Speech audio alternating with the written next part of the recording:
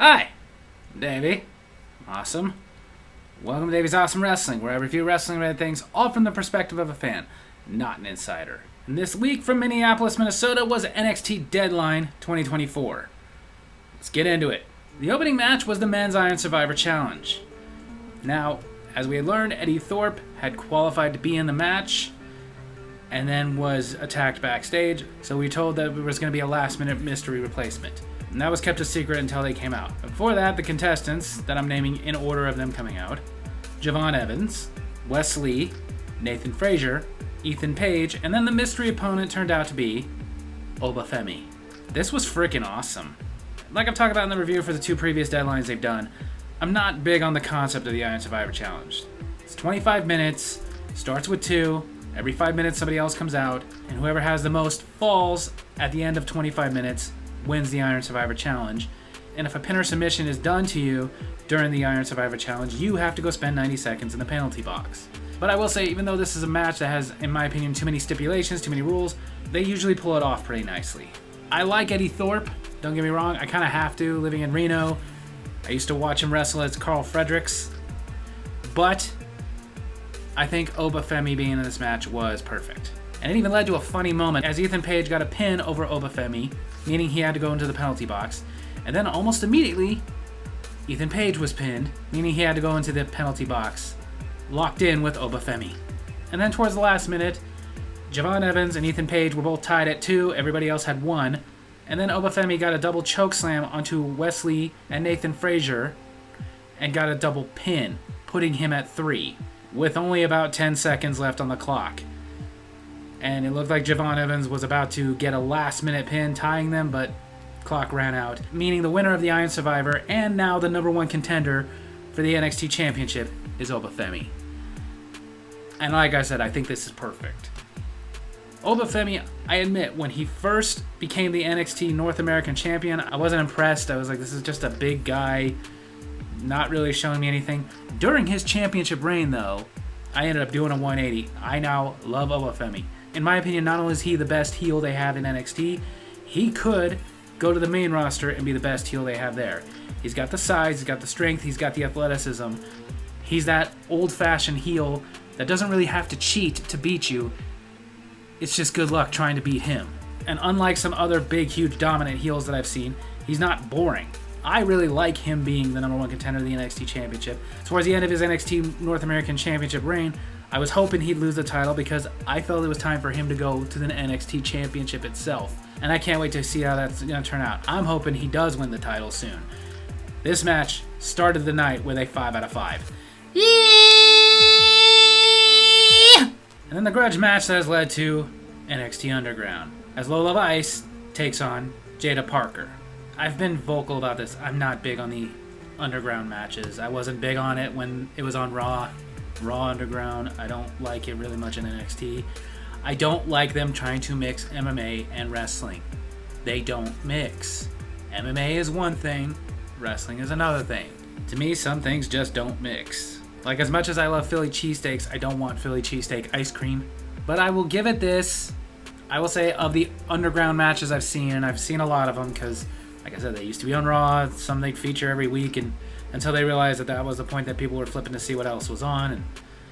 But whatever of those Underground matches, I would say this is honestly the most entertaining one I saw. It was good. There was the drama in there. Like Lola Vice, being the former MMA fighter, beating the crap out of Jada Parker, at least until she hit her hand in a spinning back fist onto the ring post, looking like she broke it. Now Jada Parker's beating the crap out of her. But eventually Lola Vice was able to choke her out and get the win.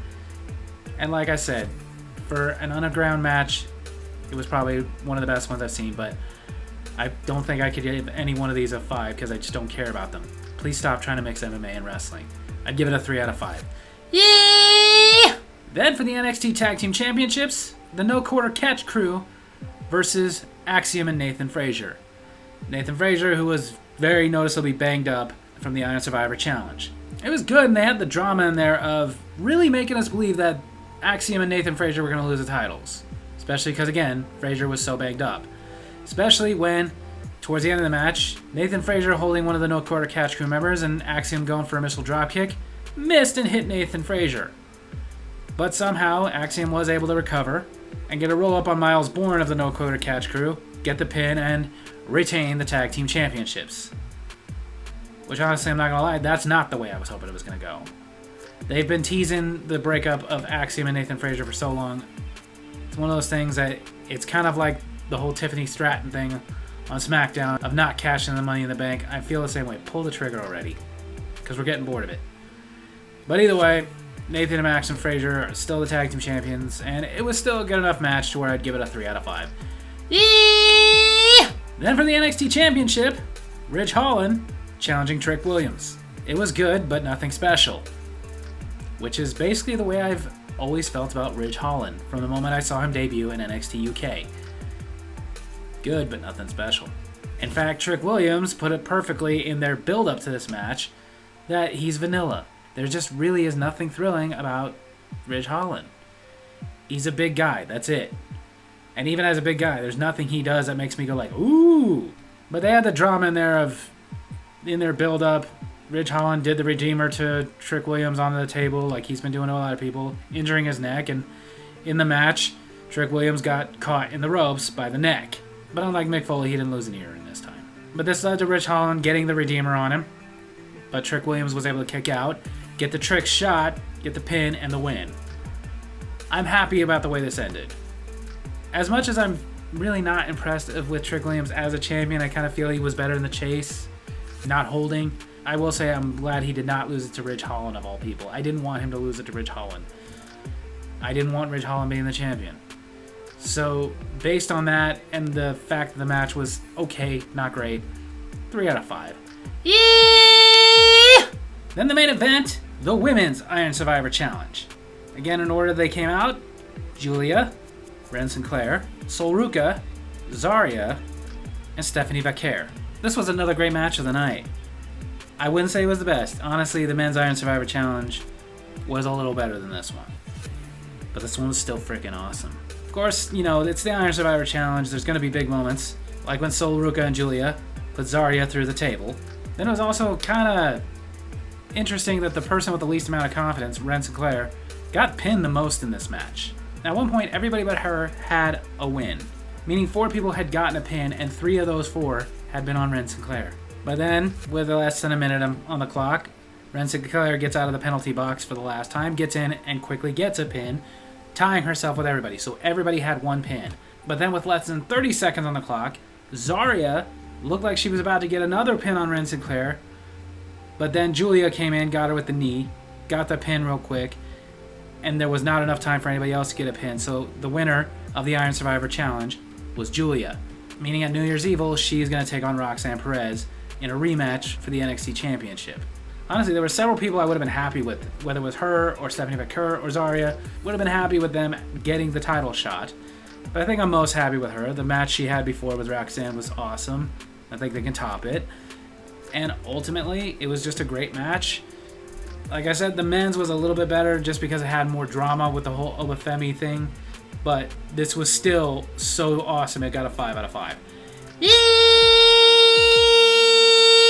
So NXT Deadline 3 overall was a freaking awesome show. Can't deny it, except one issue is the opener, the closer, the Iron Survivor Challenges, those they went all out. The other 3 felt like filler. Like really nothing significant happened. Lola Vice and Jada Parker, again, I don't really care for the underground matches. And ultimately, I don't feel like this is over. I don't feel like this was the blow-off match. I feel like they're going to keep going.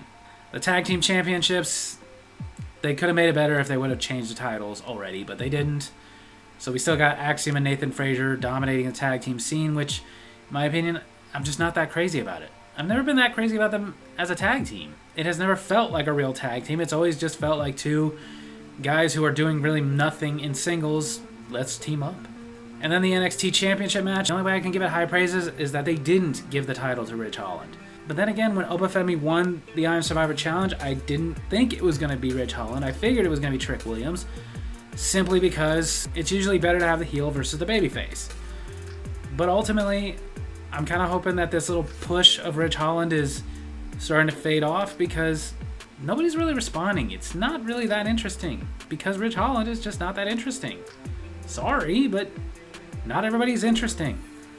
And I'm also sorry to tell you this, but somebody being big, huge, built monster, that doesn't really make them interesting. Like I talked about earlier, I wasn't impressed when Obafemi at first because I figured that's what he was, but even for a big, huge monster, he is impressive. He's very impressive. You can't deny that. And you can't deny that he could easily be your top heel. As the NXT champion, he could be what he was for the NXT North American Championship, which is that guy that you're just watching over and over again, wondering who is going to be able to beat him. And again, the throwback heel of, I don't have to cheat to beat you. I'm bigger, stronger, and better than you. In my opinion, that's the best heel, is the one that doesn't have to cheat. Willing to, sure, but doesn't have to. I think one of the best examples I ever heard was the movie Rocky. The heel was Apollo Creed. Not because he cheated, but just because he was the best and he knew it. And that was Obafemi with the North American Championship, and I loved it. Like I talked about, the only reason I was hoping for him to lose the title towards the end was, now you're bigger than this, let's give you to the top title. So I'm hoping that when him and Trick Williams meet up, I'm really hoping that Trick Williams loses the title to Obafemi. Because not only that, but I will say Obafemi, whereas I think Trick Williams is better in the chase, Obafemi is better in holding the championship. The Women's Iron Survivor Challenge, again, I would have been happy with several people in that match. The only one I wouldn't have really been crazy about is Sol Ruka. Nothing against her, but I just don't feel like she's ready to be the champ. Even Ren Sinclair, I wouldn't say she was ready to be the champ. I just would have been okay with the match, but I wouldn't have expected her to win. So really, the three other women, Julia, Zarya, and Stephanie Vaquer, either one of them I would have been like, okay, credible, let's do this. And it ended up being Julia, and I'm okay with that. And again, a little hopeful thinking.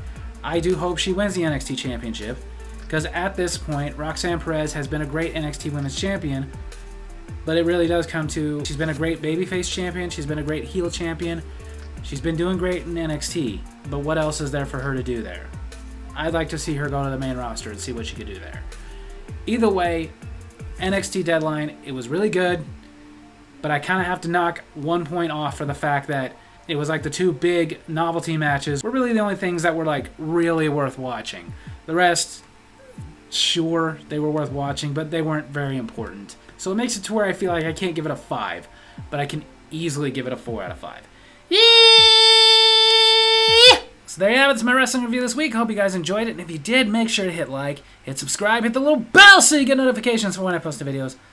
Leave a comment I can respond to in my next comment corner. Tell me what you thought of NXT Deadline 2024. Love you guys.